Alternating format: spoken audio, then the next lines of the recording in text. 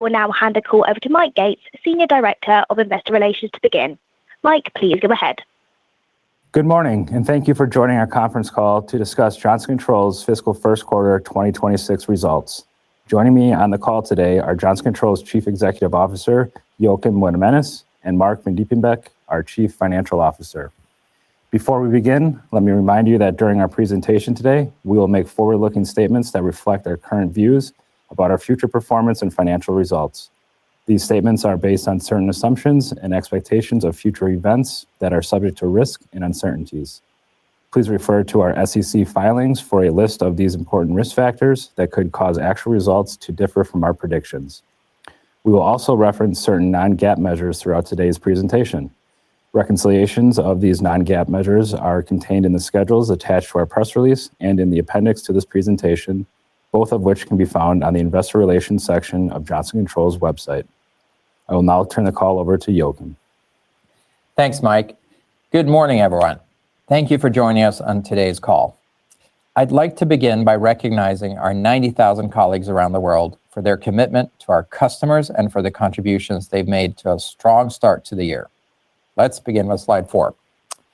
Johnson Controls enters 2026 with a solid foundation and more disciplined execution across the portfolio. Our first quarter performance reflects the progress we've been making with strong revenue growth, meaningful margin expansion, and broad-based strength across the enterprise. We are still in the early stages of this work, but I'm encouraged by the progress we've seen to date. As we begin deploying our proprietary business system more broadly, leaders are displaying better candor and assessments regarding where we have opportunity and how we address those opportunities through our business system approaches.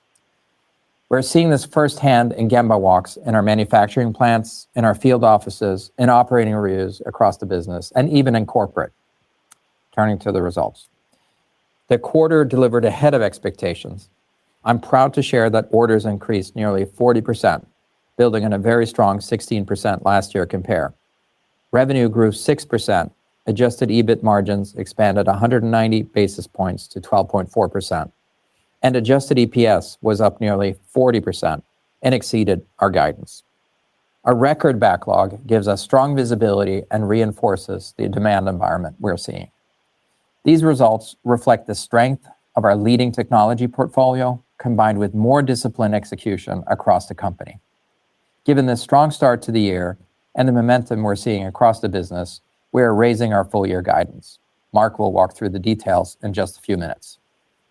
This quarter marked an important step as we continued to provide much greater clarity on our direction and introduced our evolving enterprise strategy and priorities to leaders across the company. We cascaded and aligned goals across the organization to a focused set of enterprise-wide metrics. This gives every team a clear line of sight of their priorities aligned with our definition of winning, one that is rooted in winning more customers and better enabling our colleagues, especially those on the front line. This alignment is essential to how we operationalize our strategy, where we focus our commercial resources, where we direct our R&D investment, and where we concentrate execution resources to create the most impact and win with customers. We are building a faster-growing, more profitable, and more disciplined company that is easier to run. We do that by focusing our efforts to parts of the market where our strengths in technology and field presence align with our passion to advance human society. You can see that impact clearly in the places where our technology demonstrates its value today.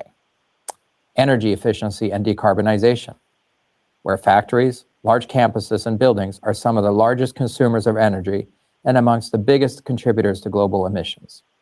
In an increasingly energy-constrained world, where energy costs continue to rise, our customers are under pressure to manage energy more productively, reduce their carbon footprint, but also need strong operational returns.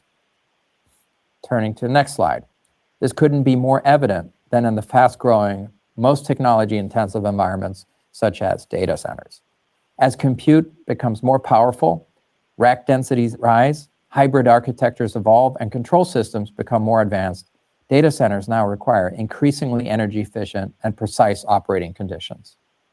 Across AI and high-density compute environments, architectures will continue to change, but they all share the same fundamental requirement: significantly greater thermal and energy management supported by more sophisticated controls. Managing energy consumption while sustaining performance is essential, and that is exactly where our technologies remain critical. Against that backdrop, our data center momentum reflects not only strong demand from existing customers, but also success in reaching new customers as our differentiated solutions gain traction. We continue to work closely with NVIDIA, applying our thermal management and controls expertise to support next-generation AI compute environments. Johnson Controls recently released a new reference guide that maps the full thermal chain and outlines scalable, high-performance cooling architectures for an emerging class of AI factories. The guide outlines an integrated solution that leverages technology to accelerate data center deployment and increase their overall performance. Going beyond just supplying equipment, we are architecting the thermal backbone for the next generation of AI computing. It also reinforces the strength of our innovation roadmap, reflected in the products we introduced earlier this week. We announced 2 new chiller platforms that extend our leadership in high-density data center cooling. The YDAM delivers up to 3.5 megawatts of cooling in a compact footprint, providing approximately 20% higher capacity density than competing options and enabling warm water cooling for advanced GPUs. The YKHT brings the industry's widest operating range and supports waterless heat rejection, which can eliminate up to 9 million gallons of cooling tower water annually in typical deployments. Complementing these data center platforms, we also expanded our digital service capabilities with the introduction of the Smart Ready Chiller, which provides 10 times the insights over a standard remote connected chiller. This gives us and our customers deeper insights from day one, allowing us to shift more customers into proactive, recurring service relationships that improve reliability, reduce unplanned downtime, and lower lifecycle costs. Together, these launches build on an already strong and comprehensive portfolio, making it even more capable and more differentiated for our customers.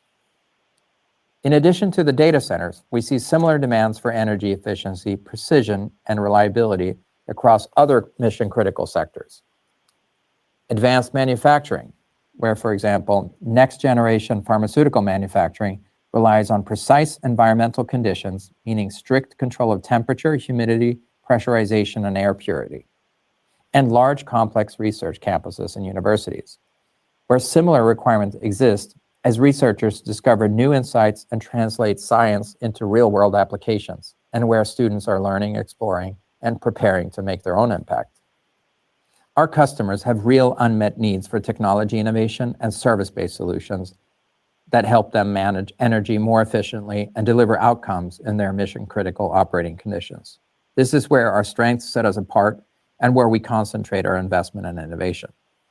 And this is exactly what gives me the confidence in the opportunity we have here at Johnson Controls and the ability to support our customers. When I went to Gemba, I saw breakthrough innovation happening at JDEC, our Advanced Development Engineering Center in Pennsylvania. Work built on York's 150-year-old legacy of pushing the boundaries of HVAC and thermal technology for today's data centers. And after also spending time with our field professionals, it became clear how much potential we can unlock by making their daily work easier and better leveraging their expertise and proximity to our customers. Turning to slide 6. This is where our proprietary business system will help us unlock that opportunity. As a reminder, our business system is built on 3 pillars. Simplify, apply 80-20 principles to focus on what matters the most. Accelerate, use lean methodologies to remove waste to speed up execution, improving productivity and reducing assets such as working capital tied up in the process. And amplify, leverage digital and AI approaches to amplify impact across the enterprise. I think of it as accelerate or lean helps us accomplish work in days and hours versus weeks and days. And amplify or digital and AI enables us to take that same work and accomplish the same in hours and minutes. And it's anchored in a global cross-functional language and methodology for how we communicate, collaborate, and drive strong continuous improvement momentum to win. We're already seeing evidence of the business system in the way teams operate, stronger alignment, clear ownership, and greater process and tool consistency. And our talent system also plays an incredibly powerful role in this. We've brought in select external talent with deep business system expertise, while also teaching and equipping our internal colleagues to lead in this new way of working and beginning to embed across our end-to-end talent processes. To date, we have hosted growth summits with hundreds of leaders diving deep into our enterprise strategy and hands-on teaching leaders, our business system. This includes a global summit with our most senior leaders, and we're now spending time in each region to ensure full understanding, clear expectations, and accountability for this new way of working, all focused on enabling our frontline colleagues to deliver more for our customers. As part of this, we started the new year in APAC with all the regional leaders. I spent significant time in that region in my professional life and see great opportunity, particularly aligned with our strategy and where we have strengths. To further accelerate our progress and strengthen global execution, we recently appointed Susan Hughes as our APAC president. Susan brings more than 20 years of deep experience in the region, and I'm excited for the impact she'll have as we align our teams and sharpen our execution. Let's now turn to slide 7 to show how our business system is taking hold and the progress we're making across the company. By working together across teams and leveraging 80/20 and lean tools, we're seeing real measurable progress. Last quarter, I shared some examples that I'm proud to illustrate continued improvement. Our conventional HVAC sellers in one of our local markets went from 60% improvements in time spent with customers to 100% improvement. And as we bring AI into these workflows, we see the potential for another meaningful step change, one that simply wouldn't be achievable without AI.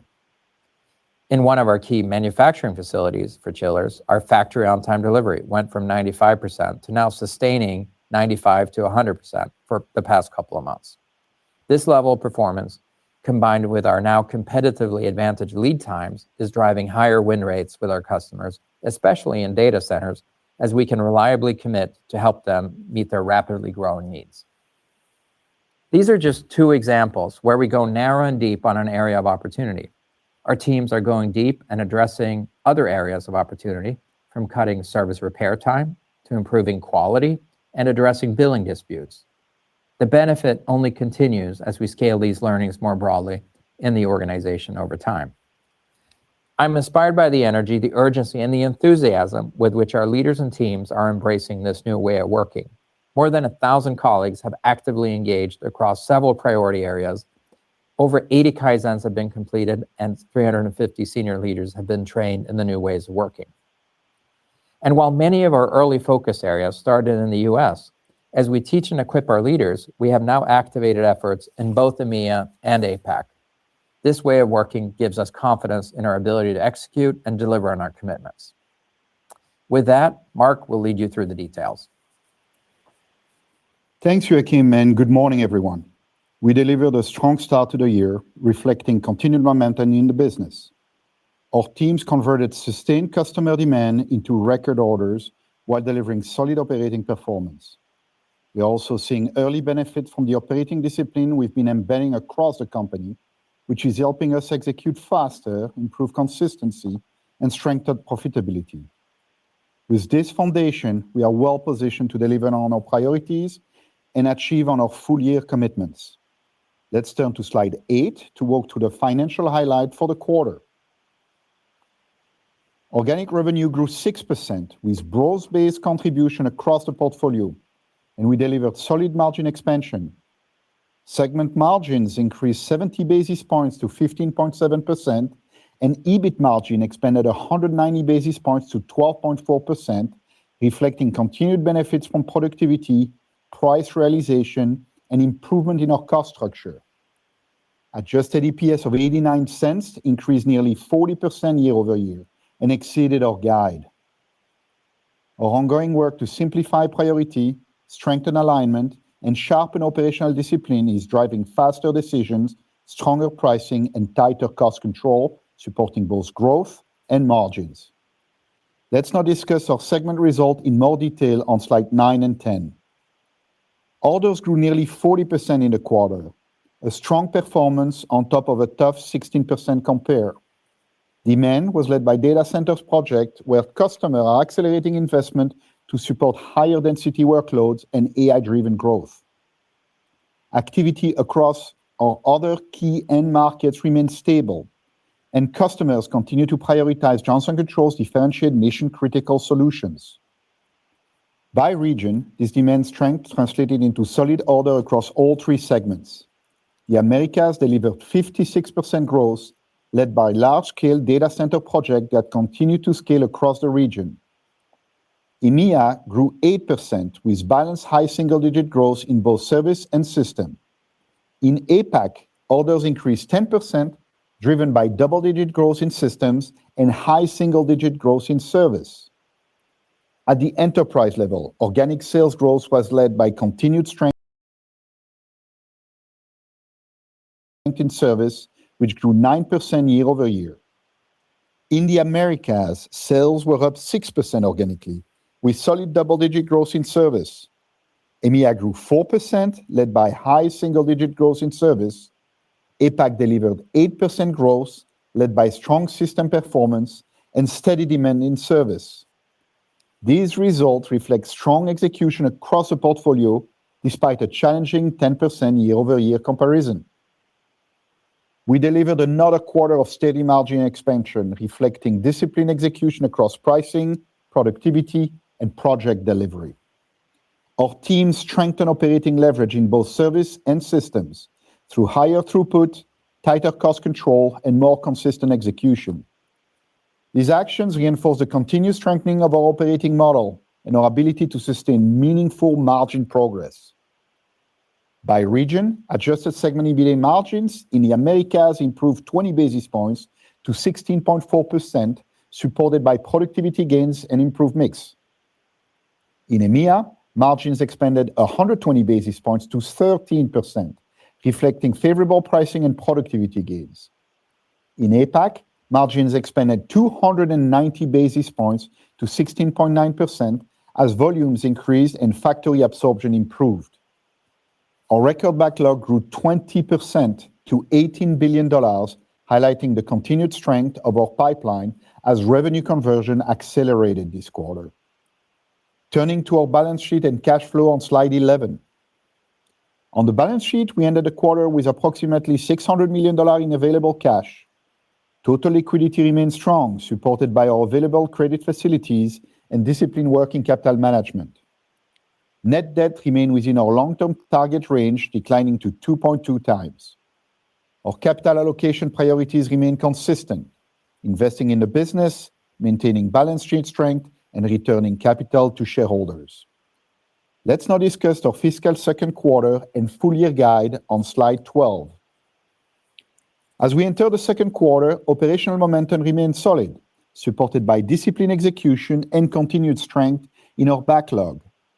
We anticipate organic sales growth of approximately 5%, operating leverage of approximately 45%, and adjusted EPS of approximately $1.11. For the full year, we are maintaining organic sales growth of mid-single digits, supported by solid execution and the visibility provided by our backlog. We continue to expect operating leverage of approximately 50%, which is above our long-term algorithm, as last year's trended cost saving materialized in this year's performance. With the strong start to the year, we are raising our adjusted EPS guidance to approximately $4.70 per share, which is roughly 25% growth.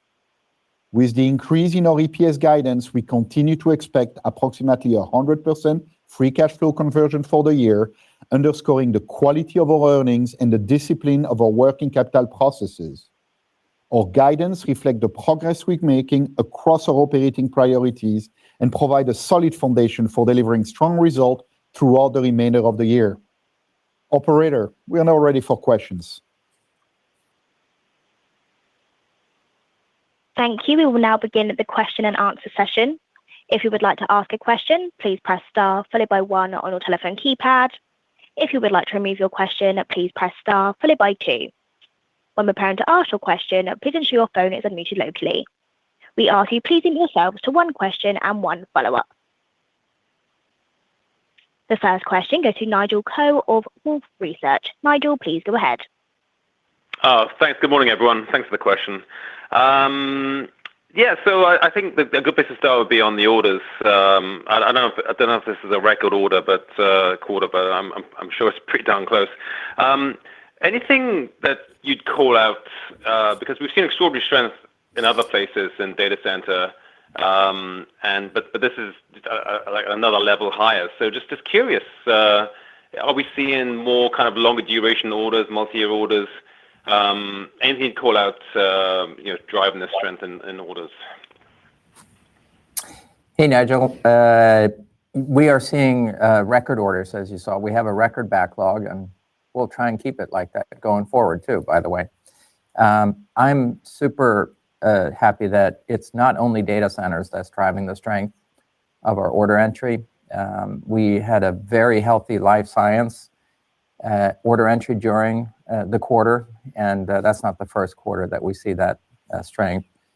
And that's really a result of all the effort being put into the innovation pipeline over the years, as well as the field coverage for what we call our mission critical verticals, where thermal management and the indoor operating conditions really matter for our customers. Now, data centers was very strong, and some very proud of the team, what they accomplished during the quarter. Pipelines remain healthy, and as a reminder, we really play in three categories broadly in data centers, not just on the chiller side, but on the CRAHs, the air handling units, through our Silent Air franchise, which is the leading franchise in air handling. And as you know, a couple of quarters ago, we announced that we entered the CDU space, where we're making some good progress. So very pleased overall with the order entry, but data centers is definitely not the only vertical that's showing really, really good strength here. Great, thanks, okay. And then my follow-on is, I believe the backlog reflects orders that are shippable for the next 12 months. So obviously the backlog increase, I think 20% was the number, if I'm not mistaken, versus the unchanged mid-single digits for this year. So just wondering how to think about that inflection in backlog versus non-inflection in organic growth. I'm just wondering if we're starting to see a line of sight towards high single-digit organic growth. I think the organic growth will continue to strengthen over time. Our guide currently reflects, what we see for this year. Many of those larger orders that we're taking, also in the life science field, but in data centers, are not necessarily shippable, within the next 9 months or so. But we'll keep you updated on the guide here as we see opportunities to do better here potentially. Thank you. The next question goes to Amit Mehrotra of UBS. Amit, please go ahead. Thanks. Morning, everybody. I just wanted to follow up on the orders question, if I could, and just understand, how much of this order strength is, the market coming to you as opposed to maybe how you're evolving, how you go to market. And I know, last time we chatted, there was maybe some initiatives underway to kind of go after what you guys call the belly of the market. Is that indicative of the orders? And then just related to that, Joakim, any numbers you can provide around the non-data center growth, just so we can understand a little bit how broad-based this is? Yeah. So I think the data center market is growing in many different parts of the world and in different applications as well. So our growth is pretty broad-based. So like I said, we play in 3 different application categories: the chillers, the CRAHs, the air handling units, and now starting to grow nicely here on the CDU side as well. So historically, we had a good position with our hyperscalers, as well as many of the large colos, in particular in the United States. But over the last couple of quarters, we're very happy to see the growth in Europe and Asia also start to become very meaningful for us.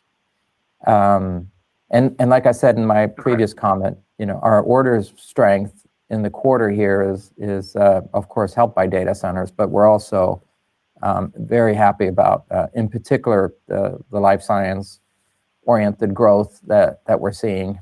And just to put a little bit more color on that, what's happening in the pharmaceutical industry is that with the rise of biologics-based therapies, the manufacturing environments are materially different than the historical manufacturing environments, and that's why, large pharmaceutical manufacturers are building new plants in many parts of the world, and the indoor operating conditions that they require to be able to effectively, manufacture these biologics-based drugs, really require very strong thermal management,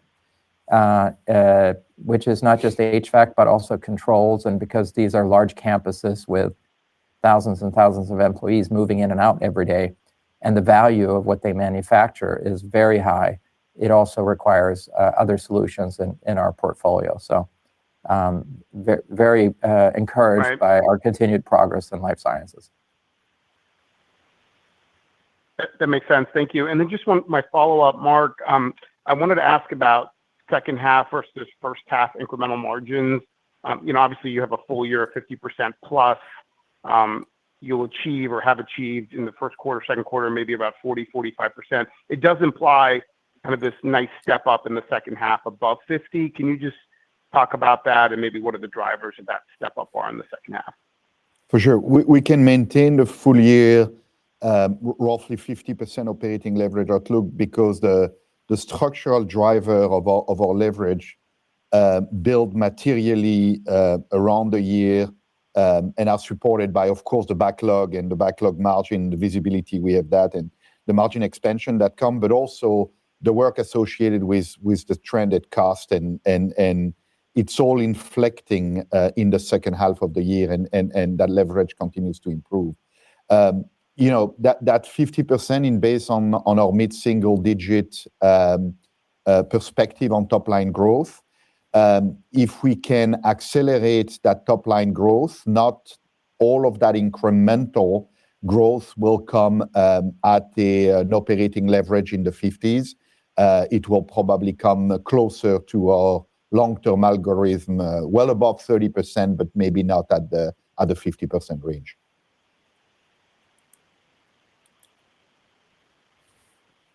Thank you. The next question goes to Steve Tusa of JP Morgan. Steve, please go ahead.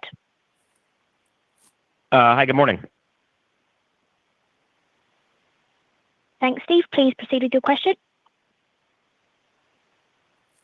Hello, can you hear me okay?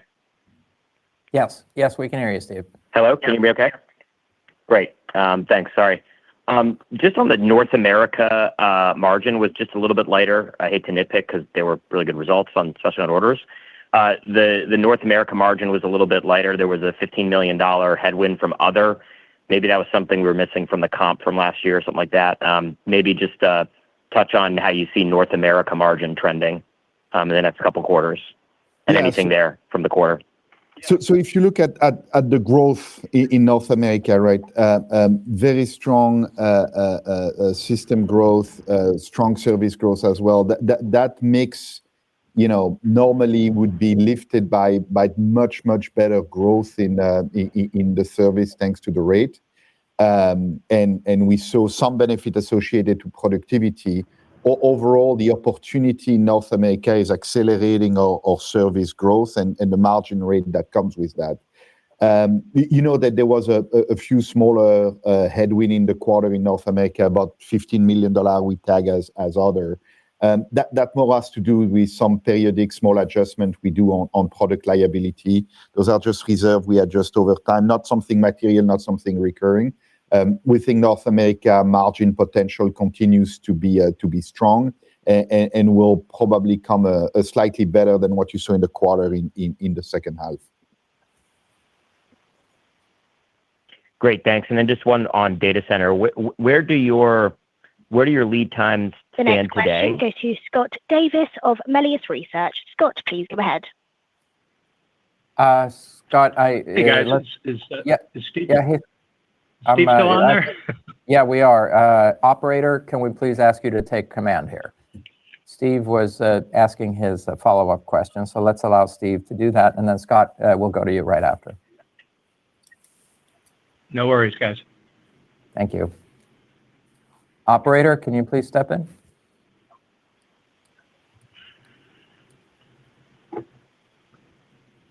Okay, Scott, if we have you on the line, please go ahead. I will act as the interim operator. I could call Steve and ask him what his question is, but Go ahead, Scott. No, sorry about that. But look, hey, I'm kind of curious the entrance into CDUs is the goal here to kind of bundle this into a total solution that I would imagine it's still a separate purchase order right now and perhaps even a separate process altogether. But where do you kind of see that market going for you guys?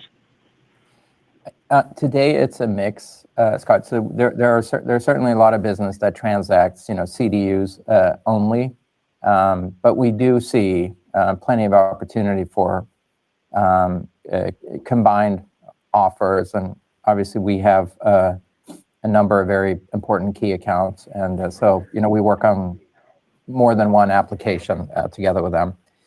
Over time, as the thermal architecture for data centers evolve, as is normal, I think, in a complicated system like that, you might see some slight changes in the overall architecture, and so the roles that certain devices play today might evolve a little bit over time, and I think that's, of course, why we chose to add CDUs to our portfolio, to be able to lead in that and be able to be a player that helps our data center customers with the most optimal and highest performing thermal architecture, not just for today, but in the future as well. Okay, fair enough. And then, Joakim, you mentioned that you were just in Asia Pac. I'm not sure it's a big, broad region, so not exactly sure where you were, but perhaps since you were there recently, you could just tell us what you're seeing on the ground, because clearly we're seeing a broad set of different results. You guys were a little better than most people this quarter. Right. Yep. So I was, I'm not going to say I was all over the region, but I was in all the major markets, a number of countries. So in our case, we are seeing continued stabilization in China. And part in our business, and part of that, of course, is that we have worked hard on shifting a little bit on what the mix of which verticals we focus on in China. And so I think we're in a better place now. Our commercial teams are more aligned with where there is still growth, and our service business there. We have continued to invest in, and so we see that as a continued good opportunity. So we see stabilization in China, but unlikely that China is going to return to the kind of growth rates we saw in past years. But what's exciting is that, of course, it's no secret that there are some other major economies in the region that have continued to strengthen overall, and so I think we have a really strong, good team on the ground in a number of countries in Southeast Asia, as well as India.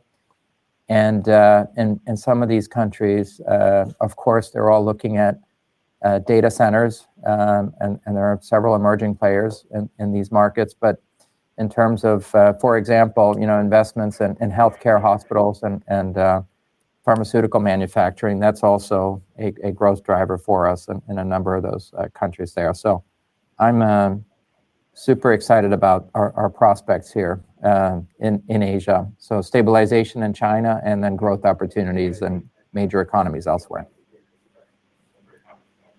Okay, helpful. Best of luck the rest of the year, guys. Thank you. Yeah, thank you. Thank you. Moving back to Steve Tusa of JP Morgan. Steve, please go ahead. Yeah, thanks. That was that's a quality move. Thank you for letting me back in. Appreciate that. Just the data center lead times. Where are you now? And then Mark, if you just could give us a little bit of color on what BMS did in the quarter. We're trying to tease out kind of the like for like applied orders growth. The BMS kind of orders I would think be lower than what applied was. Maybe not, but maybe those two follow-ups. And thanks again for letting me back in. Yeah, sure. Lead times, I gave the example in the prepared remarks here. So we're making good progress on the on-time delivery, and that's on-time delivery as requested by customers, right? So by definition, that is then being predictable within the lead times that the customers are asking for. We continue to sustain. I talked in previous calls about how we cut lead times in half for one of our product lines in a factory. And that work is now being cascaded out to the other product lines in that factory and other factories. And we did hire a new VP of operations a couple months ago. And he and his team are now ramping very, very nicely. And I'm actually, and we were reviewing it just the other day. I'm really excited about what I'm seeing from our operations teams.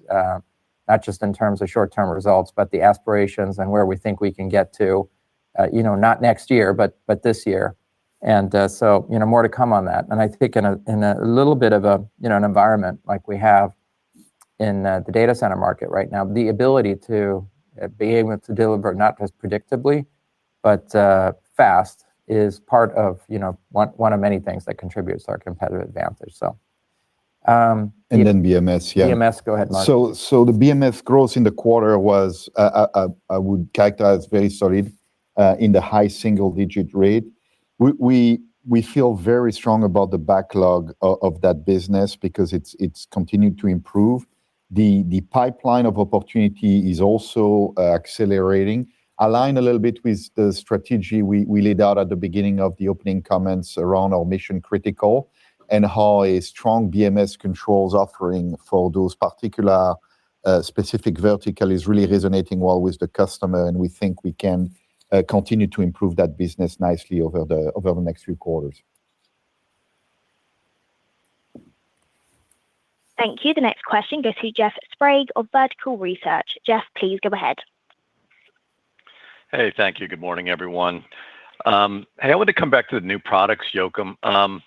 It's just kind of interesting how sensitive this market is, right? You might argue your stock has been weak year to date because NVIDIA scared people about warm water cooling, and here you are with, an offering, right? So, clearly you're in the loop on product development. You mentioned reference designs. Maybe just for the benefit of all of us, just, a little bit more detail on where you sit in sort of the technology path, the forward planning, understanding what's coming down the pike, and how you're, we're not surprised by this, but in fact we're prepared. Yeah. So I can't. Good morning, Jeff. I won't comment on specific product launches in the future, but the reference designs that and there are 2 documents guides that we issued to the market. And these reference designs, for those of you who don't know, they're really for the benefit of data center designers and operators as they're working on designing the next generation of data centers. And that kind of work, we did a lot of work with NVIDIA, and so some of the guides that we published here is in collaboration with NVIDIA. Of course, beyond those documents that we publish, an element of how we work in this industry is we essentially every other week have large engineering teams from our largest customers, colos and hyperscalers, who sit with us in our innovation center in JADEC in Pennsylvania to collaborate on what the next generation of designs should be based on the learnings so far. And that helps feed our innovation pipeline. And it's really an excellent way where we can combine our deep technological know-how and thermal management represented by our very talented people in that innovation center with the people who are actually using the products from our customers, and then apply the technologies that we have in more and more competitive solutions. And so you saw a couple of launches here earlier this week at the big show that's ongoing as we speak here. And we have a significant roadmap behind that. And as you remember, we play in 3 categories in data centers when it comes to thermal management: chillers, air handling units, mainly through our Silent Air franchise, but beyond that as well. And then we entered CDUs, and then of course we're in the controls system as well. And so there's a lot more to come, Jeff, and we'll keep you posted as we launch these new products. Great, appreciate that. And then maybe just a different thread here, just on the kind of the portfolio review, Joachim, that I would assume that's still ongoing, but it also looks like the retail business did not close yet. I thought that was sort of pending and close to being done. Maybe the stuff that you've already publicly identified to go, where are we in those processes, and any other update would be appreciated.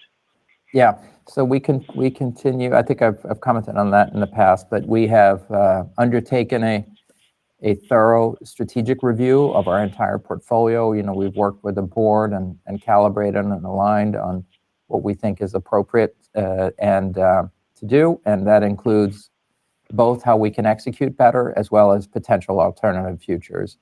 And we've commented on a little bit, how big part of the portfolio that might entail. And the main driver here is to create shareholder value, and so we continue to work on both improving execution and on the portfolio moves that we flagged in the past, and we'll keep you posted as we make progress on that. And I'm not going to comment on particular ongoing transaction. We have not announced anything particular on retail. We're very happy that we closed the disposition of one of our residential monitoring security system, as we continue to walk away, if you'd like, from that particular subsegment of the market.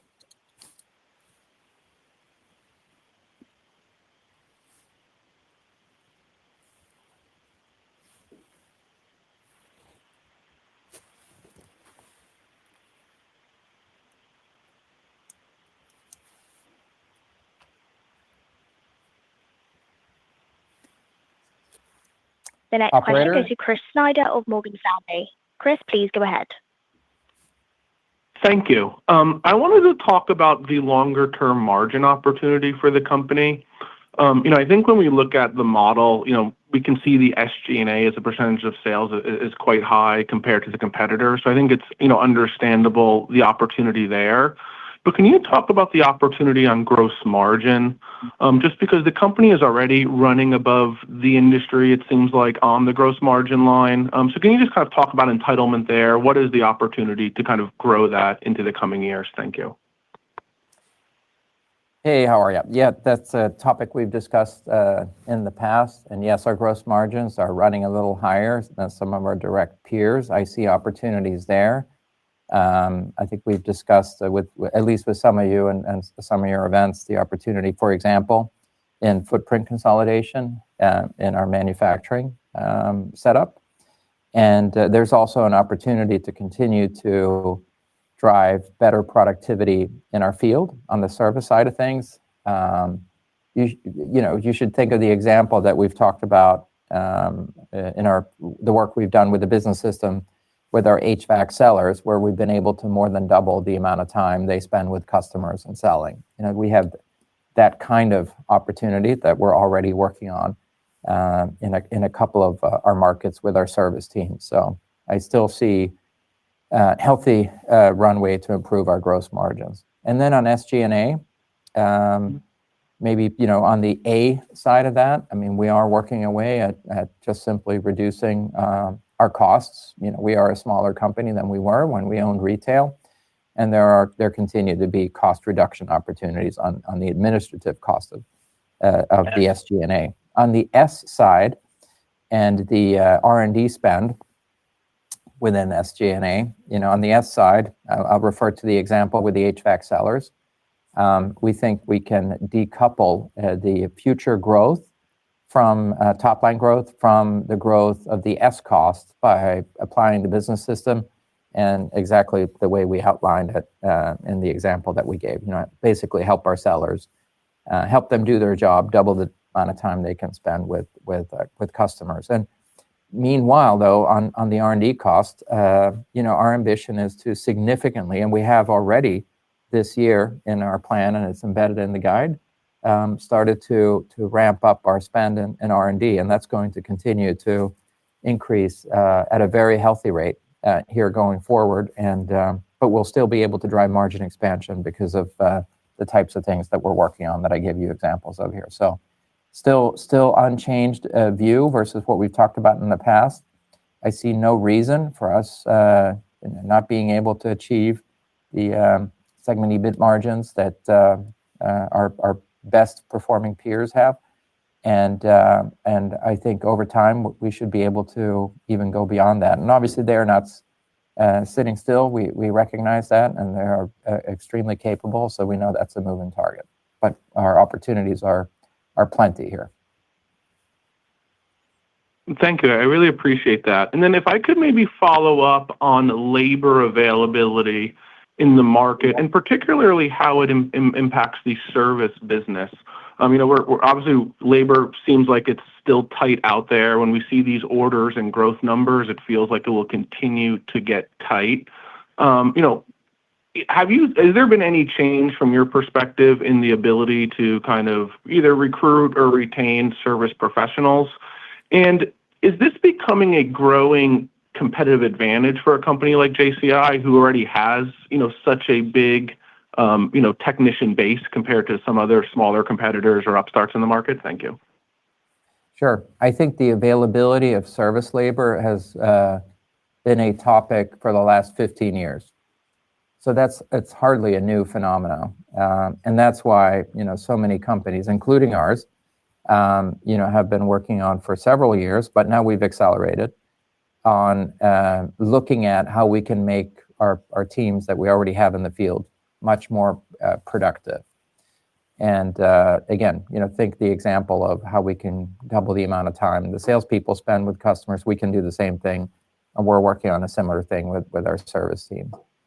And that's process work, but it's also in a much better way leveraging, the connected installed base that we have. And you reconfigure a little bit how work is done field versus the office. And so there's plenty of opportunity, lots to go at there. Now, we do have, like you pointed out, a significantly larger field force than many of our peers.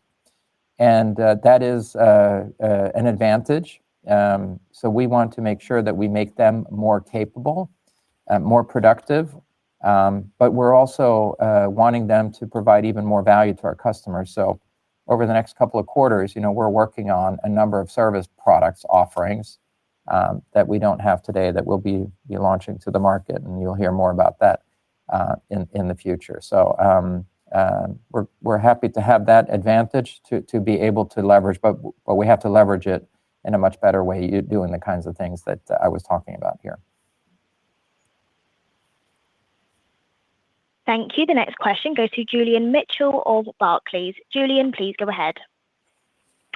Hi, good morning. I just wanted to start off with slide 9 and 10, just to try and understand, I guess, the tie-in of the systems orders to the systems revenue. Because again, with that very high order growth and your lead times you've made good progress bringing those down, would have thought you'd get some translation of that into revenue this fiscal year. So is it the case that the customers are specifically placing orders that are very long dated?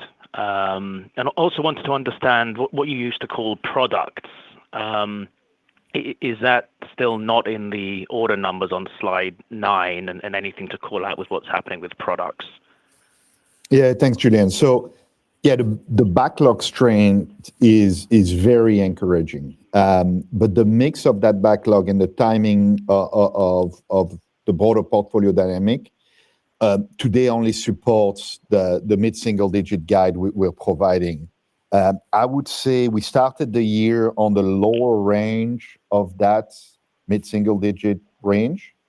And I think we're going to print the second half on the higher half of that range, the better half of that range.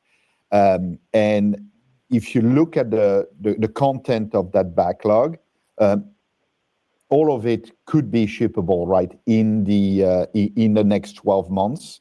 But a lot of it depends on customer availability and customer ability to accept that orders. And the way the dynamic works with some of our larger relationship is it's an ongoing conversation with those customers.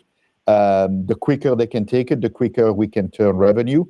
There's obviously at a certain level of growth a capacity constraint. but we don't believe we've reached that capacity constraint just yet. There's opportunity to improve there. But overall, we think that that backlog continues to support a solid mid-single-digit revenue guide.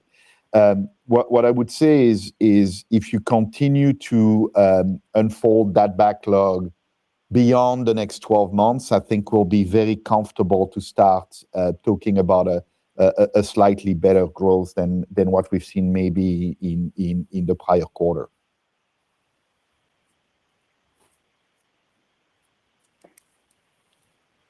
The next question goes to Andrew Obin of Bank of America. Andrew, please go ahead.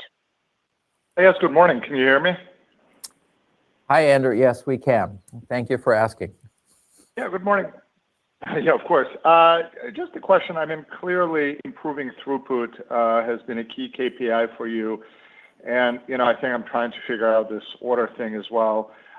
Should we think that there is a relationship with freeing up more capacity and your ability to take more orders in the near term? Yeah, absolutely. And on the capacity, we made significant investments in physical plant and machinery before I joined the company. And so we more than tripled our physical capacity. And then with the lean work, the business system work, there's an opportunity to keep expanding that capacity materially, very materially, without having to spend the same amount of capital. We may need a little bit of capital here and there, but nowhere close to what we've spent in the past. When larger customers are negotiating or looking at placing larger orders for number of data centers that they're planning over the next couple of years, one of the factors they do look at in vendors is their ability to deliver. And it's the reliability proof points and the ability to turn things around quickly. That doesn't mean that they need things, in 6 weeks from now.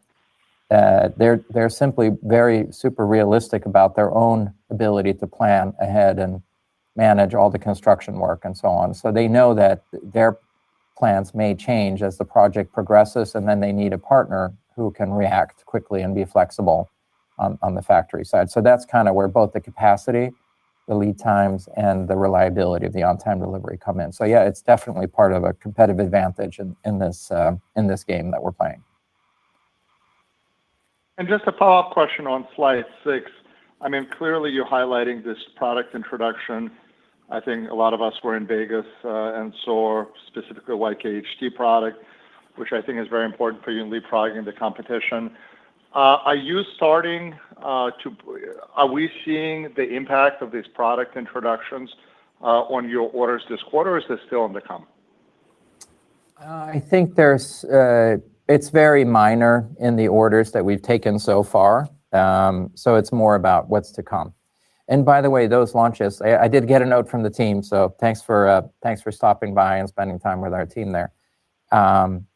All those new products, I mean, they are a result of the work that we do together with our customers. I alluded to it earlier this morning. We have large engineering teams coming in from our customers and that sit with us for a week, 10 days. And so we're creating the new product roadmaps, basically off of what they have learned by applying ours and other people's products. And so that's why we're so excited about the launches that we have, because we know that these precise needs are there, and we will be able to see that in our order entry. I expect, already here ramping in the quarter we're in already.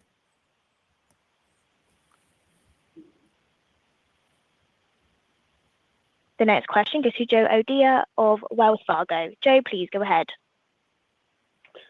Hi, good morning. Just on the capacity expansion and the tripling of physical capacity, and is that specific to chillers or includes air handlers? Just any specificity around it in kind of global versus Americas? And then, really just in terms of the fixed cost impact that has today, any quantification of a burden today and sort of how you see that improving, over the next 12 months or so? Good question. The answer is that we had invested in capacity across the board, meaning chillers, air handling units, and because of the investments in the air handling units capacity, we also made room for the CDU business that we launched into here a couple of quarters ago. The fixed cost aspects of those investments have already been in our run rate for more than a year.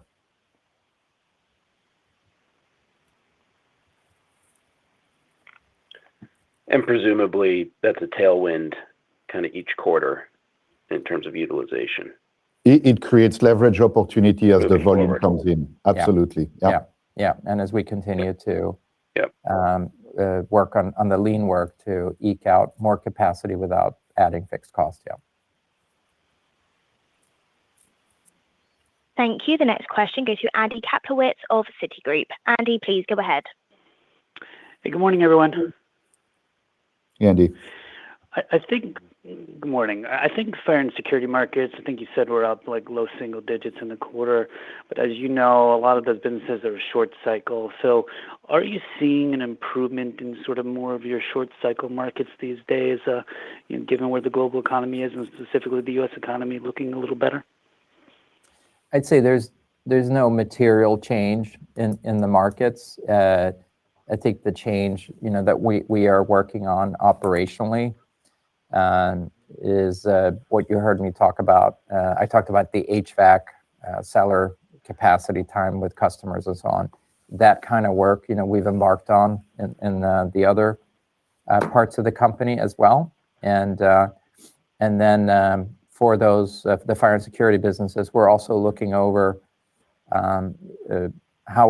where are we specifically pointing the effort at what parts of the market, and trying to help that team just be more clear about our priorities and making sure that we're behaving in the way and pointing the effort at the most attractive parts of the market. So like I mentioned before when I got the portfolio question, we're, regardless of what the outcome is on the portfolio, we're making sure that we improve the execution, the operational performance of all parts of Johnson Controls. I think that's helpful. And then maybe I just want to ask the sort of capacity question a different way. Like, obviously, you're getting larger orders now to become a bigger part of the portfolio. I assume they're competitive on pricing, but what's your ability to scale these projects themselves? I mean, maybe you have 50 chillers or 100 chillers in each of these orders. Can you get better margin on these individual projects moving forward? In terms of our ability to scale, there are no, we have no major bottlenecks at this point in time, at least. And to some extent, larger orders have always been part of, if we talk about data centers.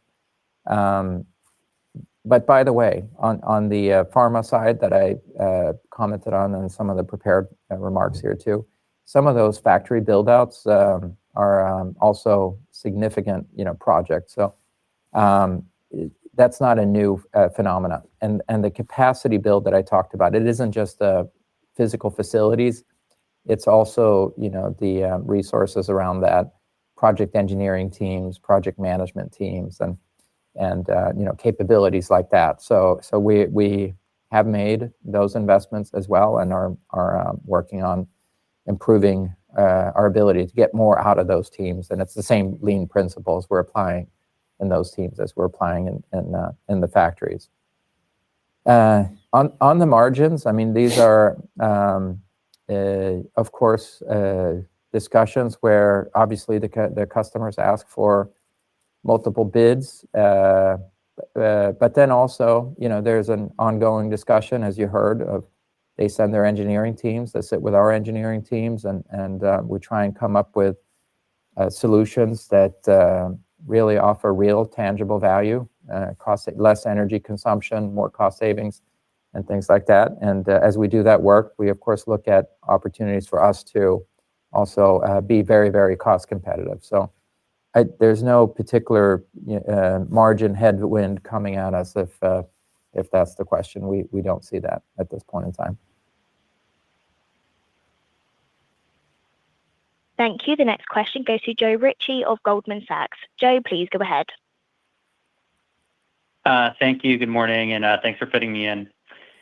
So, look, Joachim, you sounded, obviously very happy about the record order quarter. Sounds like you're pretty sanguine on the pipeline as well. If you could maybe just characterize what the pipeline of orders looks like today versus maybe 3 to 6 months ago. And then also, as you kind of think about your data center customers, has there been any real discernible shift in like colos versus hyperscalers and where you're seeing demand growth today? Pipeline continues to remain very healthy and healthier. We are also doing, it's not that things are just falling in our laps. We're working with our sales teams around the world.